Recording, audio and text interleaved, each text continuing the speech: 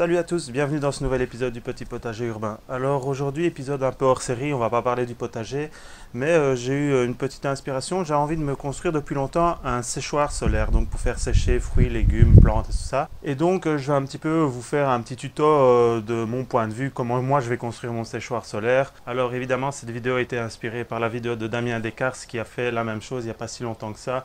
Je vous mets le lien de sa vidéo en description. Je vais un petit peu vous expliquer les matériaux que j'ai. Donc ici j'ai une grande planche de panneaux marins, on appelle ça en Belgique bétonplex ou multiplex. Donc c'est plusieurs couches de bois collées l'une à l'autre. C'est résistant à l'eau. J'ai des piquets que j'ai récupérés d'à peu près 1,50 m. Un grand chevron aussi qui peut être fait pour être à l'extérieur. Des petites lattes très fines qui doivent faire 1 ou 2 cm d'épaisseur. De longueur de mètre, un tuyau en PVC de descente d'eau de pluie et quelques ardoises que j'ai récupérées aussi chez quelqu'un qui refaisait sa toiture. J'ai un petit peu d'isolant qu'on met derrière les chauffages que j'ai aussi récupéré d'un chantier et j'ai une visseuse et une petite scie, un peu de papier collant iso machin truc là, 1 mètre et de quoi tracer, et j'ai aussi pour faire les cadres de séchage un peu de grillage et de la moustiquaire que j'ai pu récupérer aussi sur de vieilles portes. Alors on va essayer d'assembler tout ça. J'ai pas fait de plan donc c'est un petit peu à l'arrache. C'est parti! Alors tout d'abord je vais mesurer une bande de 60 cm de large que je vais couper en plus petits carrés de 60 sur 60.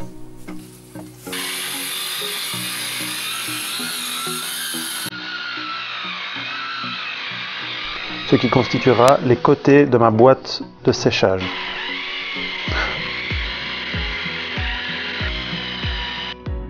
Ensuite, avec les piquets d'1,50 m, je vais faire les côtés de ma boîte de séchage en fixant les carrés de 60 sur 60 sur les piquets.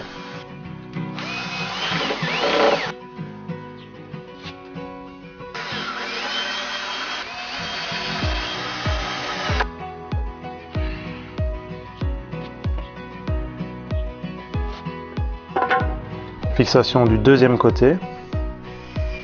Je laisse dépasser un peu les piquets pour que le toit ait une petite inclinaison pour l'écoulement des eaux.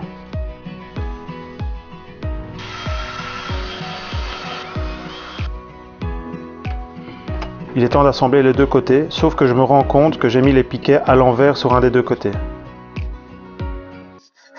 Le bricoleur du dimanche. Petite modification.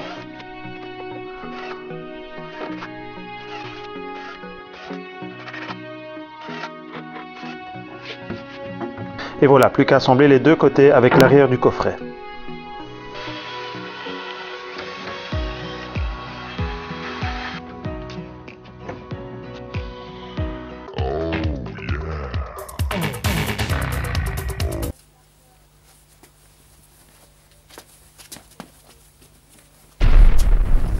Je fixe 2 barres de renfort sur lesquelles viendront ma plaque de fond que je suis en train de couper, et je coupe les coins de cette plaque pour que les piquets puissent passer.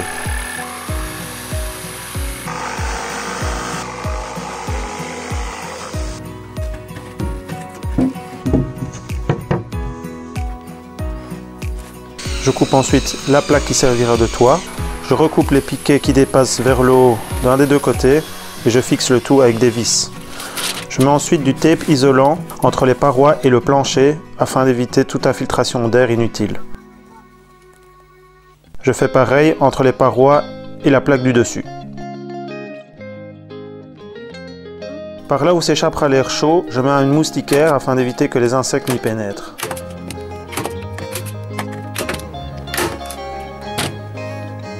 Je prends les mesures pour la porte que je coupe ensuite. Et je viens fixer avec des charnières spéciales.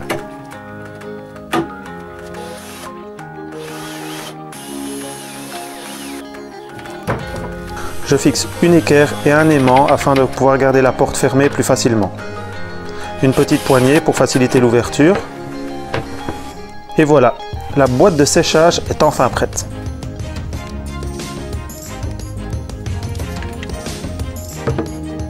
Je vais attaquer la deuxième partie, celle qui fait chauffer l'air. Donc je prends la planche qui me reste et la fixe sur 2 bouts de chevron qui font 75 mm de hauteur.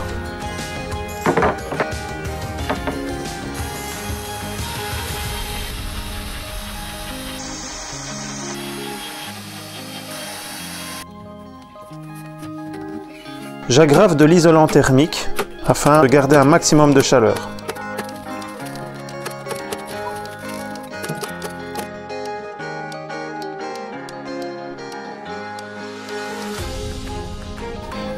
Je fixe une planche en bois au bout, là où viendra mon tuyau de raccordement entre cette partie-là et la boîte de séchage.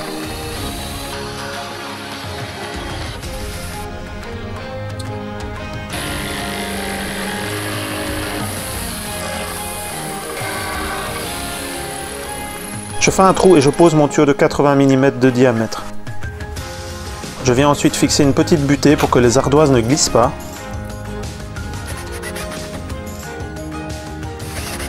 Je recoupe les ardoises sur mesure.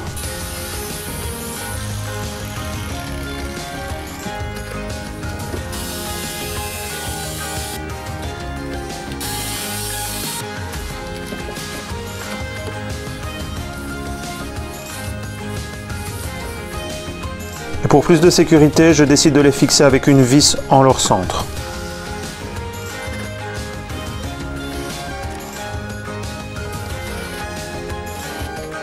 J'ai pris une plaque de plexiglas, je préfère cela au verre car avec mes filles, s'il y a un accident, au moins il n'y aura pas de blessure.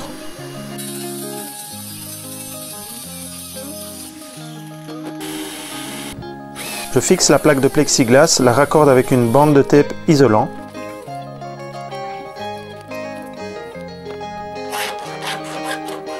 Je viens mettre le tuyau pour être sûr que tout s'emboîte bien. Pour fixer les deux parties ensemble, je mets un bout de piquet qui me reste et viens fixer ma partie du dessous avec celle du dessus en mettant aussi des bouts de piquet sur les extrémités afin que tout ne fasse qu'un seul bloc.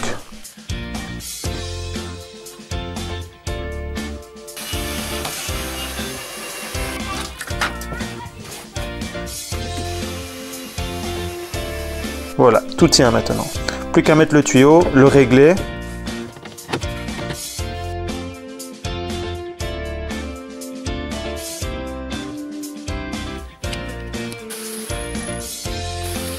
Je m'attaque maintenant à la construction des cadres de séchage. Après avoir pris les mesures intérieures, je fais un cadre à la dimension et je viens y fixer de la moustiquaire.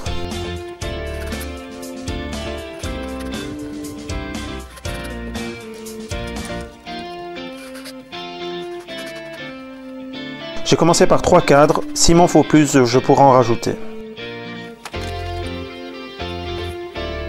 J'ai décidé de fixer des équerres pour pouvoir poser les cadres dessus.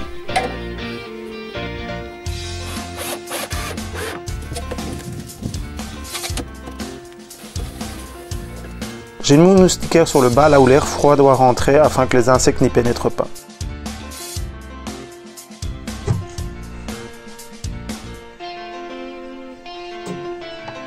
Et voilà, en plein soleil et déjà presque 40 degrés à l'intérieur.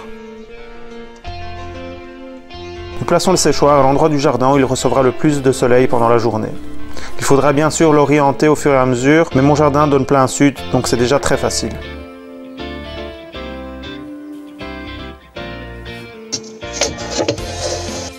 Premier test fait avec de la menthe et des pommes.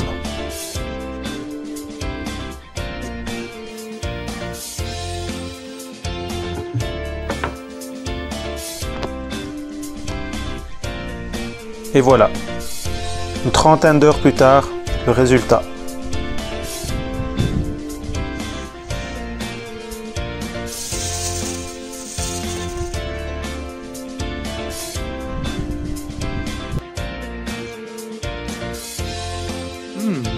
Et voilà, donc le système fonctionne.